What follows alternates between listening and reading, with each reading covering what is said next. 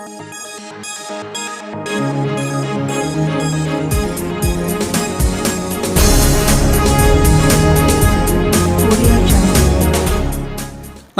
मैं पंकज राज। हमारे समक्ष आज उपस्थित हैं दानापुर नगर परिषद वार्ड नंबर 18 के वार्ड पार्षद संगीता देवी जी और एक पोस्टर जो पूर्व अध्यक्ष रह चुकी हैं, और उनके साथ जुड़े हुए हैं रविंद्र कुमार जी उर्फ पपलू जी जो सामाजिक कार्यकर्ता है। इनमें दोनों से पूछूंगा कि अपने समाज, अपने क्षेत्र, अपने लोगों के लिए क्या किए हैं, किस प्रकार का मदद किए हैं, और इनका विचार अपने लोगों के लिए क्या है। जनता की आवाज़ न्यूज़ 24 में आपका स्वागत है। नमस्कार।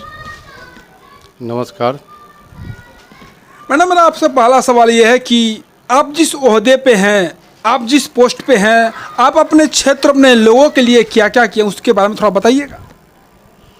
मैं अपने क्षेत्र में लोगों के लिए राशन कार्ड बना चुकी हूँ, रोड नाला मतलब सारा चीज़ ही बना चुकी हूँ। नल हो गया, लाइट हो गया, राशन कार्ड हो गया। क्या सर, मैडम के पास आप सहमत हैं? बिल्कुल सहमत है। मैडम विगत 2007 से ही लगातार वार्ड नंबर 18 में अपना राजनीतिक जीवन में और वह जनता के जनप्रतिनिधि के रूप में बहुत बखूबी रूप से अपना कार्य कर रही हैं। सड़क, पानी, बिजली की व्यवस्था जो वार्ड नंबर 18 40 वार्ड में सबसे अच्छी व्यवस्था हमारे यहाँ देखा जा सकता है। अभी तक कोरोना काल में मैडम घर घर जाकर राशन पहुँचाने का काम किए हैं और हर आदमी को दुख सुख में जाने का काम करती हैं मैडम। मैडम हमेशा 24 घंटा जनता के सहयोग में लगी रहती हैं। कभी भी कोई ज़रूरत हो, जनता उनके दरवाजे पर आकर कोई भी काम के लिए आके करा के जाती हैं। अभी हाल ही में कोरोना काल बहुत महामारी, जो वैश्विक महामारी जो फैली हुई है, उस कोरोना काल में गरीबों के लिए अपने ओर से अनाज का व्यवस्था, घर घर पैकेट बनवा, जो गरीब परिवार थे उनके लिए अपने तरफ से व्यवस्था किया गया। किरासन का व्यवस्था किया गया। जिनके पास राशन कार्ड नहीं था उनको राशन कार्ड बनाया गया, वृद्धा पेंशन बनाया गया, और बहुत से महत्वाकांक्षी जैसे लाइट हर गली, हर पोल पर लाइट की व्यवस्था की गई। सड़क जो था बहुत ही जर्जर स्थिति में था। मैडम के आने के पहले सड़क की व्यवस्था भी बहुत अच्छी हो गई है वार्ड नंबर 18 में। अभी हर घर नल, जो मुख्यमंत्री 7 निश्चय जो कार्यक्रम है, हर घर नल, जो हर गली में पाइपलाइन का विस्तार किया जा रहा है। और जो शेष कार्य बचा हुआ है, मैडम रात दिन लगी हुई कि हमारा वार्ड अच्छी तरह से विकसित हो और सबसे सुंदर वार्ड हो। इसके लिए मैडम बहुत अथक प्रयास कर रही हैं। मैडम, आपसे मेरा दूसरा क्वेश्चन ये है कि ये जो 2020 बिहार विधानसभा का जो चुनाव होने वाला है, ये कोरोना काल अभी चल रहा है, क्या मैडम इस कोरोना काल में ये चुनाव होना उचित है? देखिए, उचित तो नहीं है, लेकिन समय पर होना ही चाहिए था। ये भी अच्छा ही हो गया कि हो गया। क्या सर, आपके बारे में इसका क्या विचार है सर? नहीं, चुनाव तो निर्वाचन आयोग के गाइडलाइन है और उसमें सुप्रीम कोर्ट भी कह दो कि चुनाव समय सीमा पर ही होना ही चाहिए, और समय सीमा पर होने से जनता में भी खुशी की लहर है और जनता अपना मत का अधिकार अब जीवन जो है हम लोग को वैश्विक महामारी जो चल रही है इसी में बिताना है। अभी इसकी कोई दवा नहीं निकली है, इसलिए सारा कार्यक्रम हम लोग को इसी में चलना है। इसलिए निर्वाचन और चुनाव होना भी बहुत ज़रूरी है। इसीलिए जनता का अधिकार, अगर जब तक चुनाव अगर नहीं होगा, अगर नेता नहीं चुना जाएगा, नेता का चुनाव नहीं होगा, तो शासक का चुनाव नहीं होगा, तो हमारे राज्य का विकास रुक जाएगा। इसलिए चुनाव भी समय पर होना बहुत ज़रूरी है। ये सर 2020 में बिहार विधानसभा का जो चुनाव हो रहा है सर, इसमें सर आपको क्या लगता है सर कि कुछ नया चेहरा देखिएगा, या जो पुराने जो चेहरा है माननीय नीतीश कुमार जिसकी एनडीए की सरकार है, वो आप सर देखना चाहते हैं? अभी हम लोग के जो माननीय मुख्यमंत्री श्री नीतीश कुमार जी हैं, जो पुराने चेहरे हैं और राज्य को बहुत अच्छी तरह से चला रहे हैं, उनसे हम लोग सहमत हैं कि जो अपने जो 7 निश्चय कार्यक्रम के तहत रोड, सड़क, पानी की जो व्यवस्था की है, उससे हमारा वार्ड भी संतुष्ट हुआ। उनके इस कार्यक्रम से हम बहुत सहमत हैं। जो अभी ग्रामीण एरिया में जन जीवन हरियाली का जो अपना कार्यक्रम रखे, वो बहुत ही सफल है। इसके लिए हम चाहेंगे कि हमारी सरकार पुरानी ही सरकार बने। हम इसके लिए सहमत हैं। सर नेक्स्ट सवाल आपसे सर ये है कि बेरोजगारी का सर मुख्य कारण क्या है सर? बेरोजगारी का मुख्य कारण है कि बिहार में कल कारखाने की कमी है। मैं माननीय मुख्यमंत्री से आग्रह करना चाहता हूं कि अगर पुनः वो अपनी दोबारी सरकार बनाती हैं तो बेरोजगार लोग के लिए कल कारखाना का मतलब स्थापना करें बिहार में, कि जो बाहर लोग जो पलायन कर रहे हैं, जो प्रवासी मजदूर हैं, वो पलायन न करें, बिहार में ही रोजगार। अभी कोरोना काल में बेरोजगारी की समस्या बहुत ही गंभीर बढ़ गई है और जो लोग रोजगार में थे युवक, वो भी बहुत बेरोजगार है। बेरोजगारी बहुत बड़ी समस्या बिहार के लिए है और कृषि पर आधारित जो भी किसान लोग हैं वो बहुत अब पलायन ना कर सके, कृषि में भी अब उतना कुछ रह नहीं गया है। सरकार से हम यही आग्रह करेंगे, माननीय मुख्यमंत्री से यही आग्रह करेंगे कि बेरोजगारों को और किसानों पर विशेष ध्यान दे, अपना पैकेज, अपना अवधि और बेरोजगार जो कल कारखाना है उसको पुनः स्थापित करने का काम करे, तभी बेरोजगारी दूर होगी। सर नेक्स्ट क्वेश्चन सर ये है कि माननीय नीतीश कुमार जी ने एक स्टेटमेंट दिया है कि जो गरीब स्तर के लोग हैं, ST SC अति पिछड़े, उनके घर में किसी की हत्या हो जाती है, मर्डर हो जाती है तो उनको सरकारी नौकरी मुहैया कराई जाएगी। हम सर आपसे सर पूछना ये चाहते हैं कि सर मरने के बाद ही सर सरकारी नौकरी मुहैया क्यों कराएंगे, जीते जी ST SC लोगों को नौकरी क्यों नहीं मुहैया करा रहे सर, इस पर आपका सर क्या विचार है? नहीं, मैं माननीय मुख्यमंत्री श्री नीतीश कुमार जी से आग्रह करना चाहता हूं कि अपना जो ये वचन जो ST ST के साथ कहें कि जो हत्या चाहे दुर्घटना किसी तरह का हो गया तो उनको नौकरी दे। हम चाहेंगे कि वो अपने रीजन के दोबारा जब जीत के आ रहे हैं तो ST ST और पिछड़े वर्ग को नौकरी देने का हर घर में काम करे, जो भी हो, जैसा का उनका नौकरी हो, 4th ग्रेड में हो चाहे जो हो, दे और उनको आगे बढ़ाने का काम करे। सर ये जैसे ही माननीय नीतीश कुमार जी ने जैसा ये स्टेटमेंट दिया था सर, अभी आपको सर जहानाबाद में एक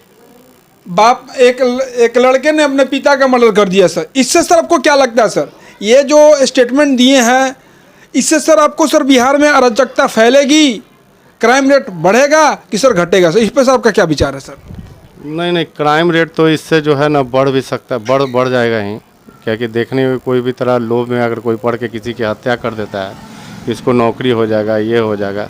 इसलिए सरकार, माननीय मुख्यमंत्री से मेरा अनुरोध होगा कि इसमें वो अपना इसमें सुधार करे और इस चीज़ को सुधार कर, ये गलत है। सर आरक्षण सर किसको मिलना चाहिए सर? आरक्षण ऐसे जिससे लोग बोलते हैं कि ST SC OBC other backward caste के हर स्तर के जो गरीब लोग होते हैं उनको आरक्षण मिलना चाहिए सर। क्यों सर आपको ऐसा नहीं लगता कि जो जनरल कास्ट के जो व्यक्ति हैं वो भी उसमें भी गरीब होते हैं? तो सर आरक्षण सर उनको मिलना चाहिए। मेरा सर पूछना आपसे ये है कि आरक्षण सर हर इंसान को बराबर वे में मिलना चाहिए। मान लीजिए किसी को मान लीजिए 35 है, किसी का 30 है, किसी का 10 है, ये सर कहाँ तक सही है सर?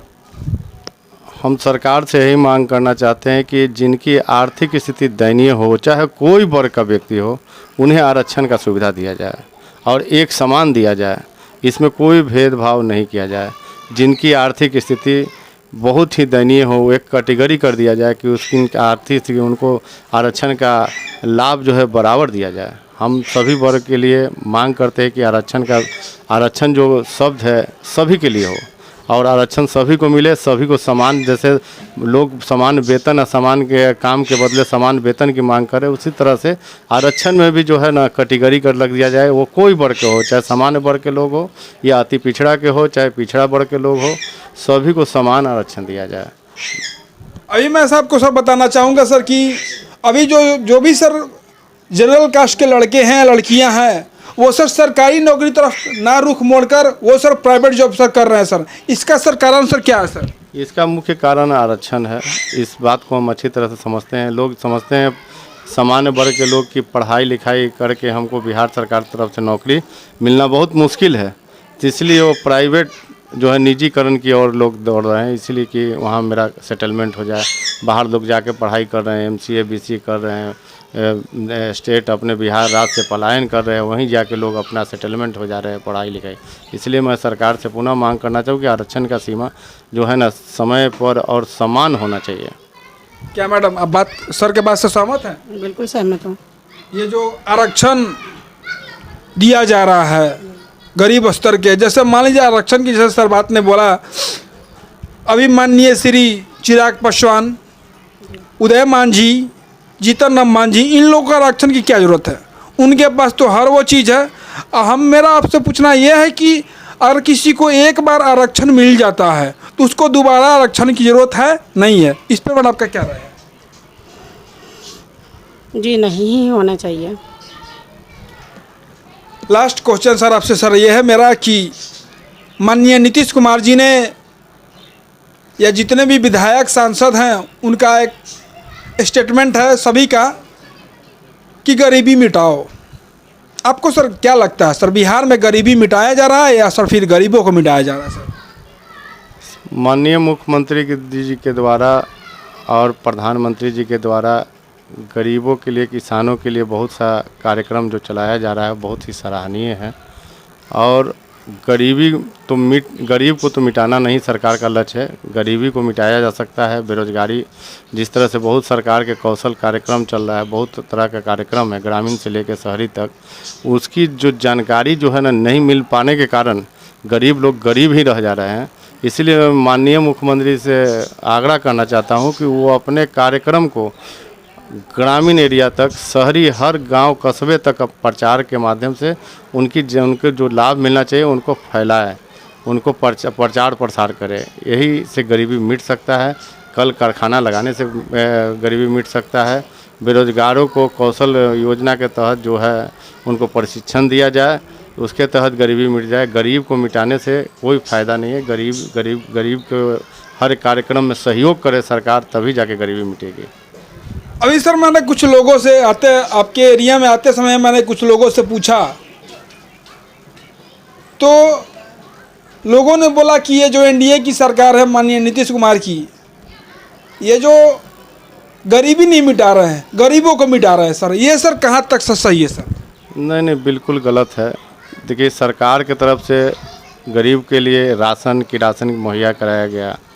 हर घर को जो उस तरह से कैटेगरी, अभी खास सुरक्षा कार्यक्रम के तहत हर को राशन कार्ड और जो भी हो स्वास्थ्य की सुविधा हो, और बहुत तरीके जो स्कीम चल रहा है, उसके अभाव में कुछ लोग जो है ना कह रहे हैं कि इस तरह गरीबी मिटाना है, गरीब को नहीं मिटाना है। इसलिए वो बात को, अपने हक को नहीं समझ पाते। इसीलिए बात को, और उनको भी मेहनत करना होगा गरीबी मिटाने के लिए। कहने से नहीं, सरकार के हर कार्यक्रम को अपना योगदान देना होगा और उसको प्रशिक्षण लेना होगा, तभी गरीबी मिटेगी।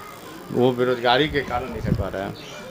अभी तो कोरोना काल में तो देखा जाए कि आपको जन धन खाता में 500 रुपया आया। क्या मैडम वो 500 रुपये से उसका मतलब जो ज़िंदगी चल जाएगा? नहीं, ज़िंदगी नहीं चलेगा। जैसे कि अभी जैसे दैनिक की स्थिति हो गई थी जो कोरोना काल में, किसी के यहाँ जल्दी से हड़िया नहीं चढ़ रहा था, खाना नहीं बन पा रहा था, लोग पैसा नहीं हो पा रहा था, अनाज वितरण किया गया, 1,000 रुपया सबके राशन कार्ड में आया भी।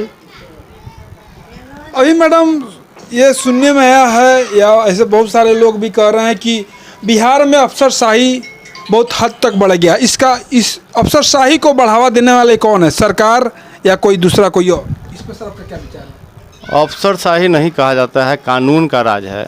इसी को लोग अफसरशाही समझ रहे हैं। कानून का राज है। इसमें ऐसा नहीं कि कोई पुलिस पदाधिकारी कोई गलती करे उसको सज़ा नहीं मिलता है, सज़ा मिलता है, उसको तुरंत निलंबन कर दिया जाता है। बहुत सा ऐसा देखा जा सकता है बिहार में नमूना। अफसरशाही नहीं है, कानून का राज है, इसीलिए इसको इस तरह से कहा जाता है। आपने सुना हमारी जो वार्ड पार्षद 18 के हैं संगीता देवी जी, और मेरे साथ जो जुड़े हुए थे रविंद्र कुमार और पपलू जी जो सामाजिक कार्यकर्ता हैं, इनमें दोनों से बात किया। इन दोनों लोगों ने मिलकर अपने क्षेत्र, अपने लोगों के लिए बहुत ही अच्छे ढंग से काम किया है। इनके कार्य से पब्लिक संतुष्ट है।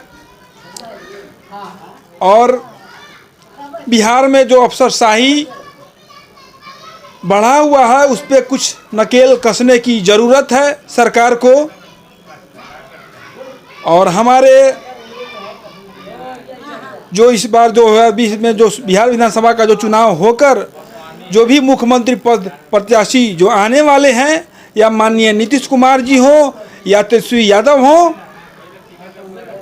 पब्लिक उनसे यही अनुरोध करती है कि सरकार बिहार के लिए कुछ करे। कल कारखाने लगाएं, शिक्षा दे, बेरोजगारी को दूर करे, यही चाहती है। अब आगे जनता जनार्दन की मर्जी है, किसको जिताती है और किसको क्या करती है। जनता का बात करने के बहुत धन्यवाद। धन्यवाद।